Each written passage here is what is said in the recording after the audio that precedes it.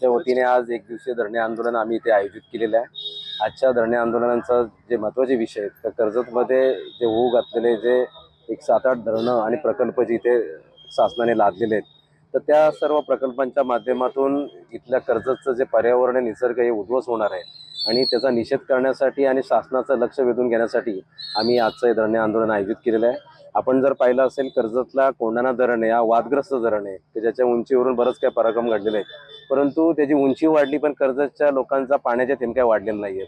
कर्जतच्या लोकांना याच्यामध्ये 1% पाणी नाही आहे। ओशीर शिलारचं जे काही प्रकल्प होतं आहे धरणाचं त्याच्यामध्ये सुद्धा जे पाणी आहे ते नवी मुंबई आणि त्या परिसरामध्ये जाणार आहे, अगदी अंबरनाथ आणि उल्हासनगर आणि त्या नगर परिषदेसाठी।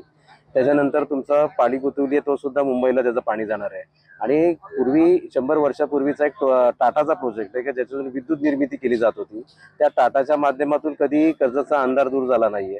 आणि असं असताना एक टोरेंटचा प्रकल्प लादला गेलाय। त्या टोरेंटचा प्रकल्प जिथे होतो ही वेस्टर्न घाटाची प्रॉपर्टी आहे जी भीमाशंकरच्या जंगलात आहे तर ज्याच्यामध्ये त्याला जागतिक वारसा आहे। अशा ठिकाणी कुठलंही काम करता येत नाहीये, परंतु त्या संदर्भातला जो नियम आहे कायदा आहे ते सर्व धाब्यावर टाकून या एका खाजगी कंपनीसाठी सर्व नियम मोडीत काढून हा प्रकल्प त्यांना दिलेला आहे। आणि त्याच्यामध्ये 600 एकर फॉरेस्ट त्यांना देणार आहेत। त्या 600 एकरचं जंगल जे ते उद्ध्वस्त होणार आहे, लाखो झाडं त्याच्यामध्ये उद्ध्वस्त होणार आहेत। कर्जतचा जो मुख्य जो पर्यटनाचा जो आकर्षण आहे ते इथलं निसर्ग, इथलं सौंदर्य आहे आणि इथल्या लोकांचं उदरनिर्वाहाचं जे मेन माध्यम आहे ते कुठलंही तर इथलं व्यवसाय आहे, फार्म हाऊस आहे, हॉटेल व्यवसाय आहे। आणि जर उद्या कर्जतला येणारे पर्यटक म्हणजे हे जर सौंदर्य उद्ध्वस्त झालं तर पर्यटक कर्जतला पाठ फिरवतील आणि कर्जतला जर पाठ फिरवला तर इथल्या लोकांचा पोटा पाण्याचा प्रश्न तयार होणार आहे।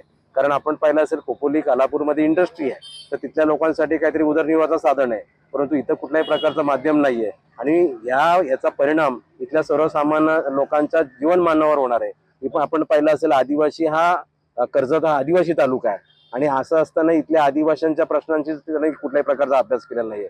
आणि असं असताना एक मोठ्या प्रमाणामध्ये हजारो हेक्टर जमीन ही फॉरेस्टची जी जमीन आहे ती उद्ध्वस्त होणार आहे। लाखो जी झाडं आहेत ती झाडं तोडली जाणार आहेत आणि अशा प्रकारे याचा पर्यावरणीय परिणाम होणार आहे, इथल्या लोकांच्या जीवनमानावर परिणाम होणार आहे, लोकांच्या उदरनिर्वाहावर परिणाम होणार आहे। म्हणून आम्ही या आजच्या आंदोलनाच्या निमित्ताने मागणी करतोय का शिलार, पोशीर आणि टोरेंट असेल हे प्रकल्प रद्द करा। कर्जतला आम्हाला या प्रकल्पांची काही गरज नाही आणि त्याचा फायदा सुद्धा नाहीये आणि म्हणून हे सर्व प्रकल्प शासनाने थांबवले पाहिजेत, रद्द केले पाहिजेत। आणि याच्यासाठी जनजागृती करण्यासाठी आम्ही या आंदोलन आजचं ठेवलेलं आहे आणि आंदोलनाच्या निमित्ताने कर्जतच्या कानाकोपऱ्यातून 10:30 वाजल्यापासून मोठ्या संख्येने लोकांनी इथं या आंदोलनाला पाठिंबा दिलेला आहे। भविष्यामध्ये या आंदोलनाच्या निमित्ताने रस्त्यावरची लढाई सुरूच राहणार आहे। इव्हन आम्ही सुप्रीम कोर्ट आणि हायकोर्टमध्ये सुद्धा कायदेशीर जी आमची बाजू आहे तो मांडण्याचा आमचा पूर्णपणे मानस आहे, तयारी आहे आणि त्याला सुद्धा लोकांचा प्रचंड पाठिंबा आहे।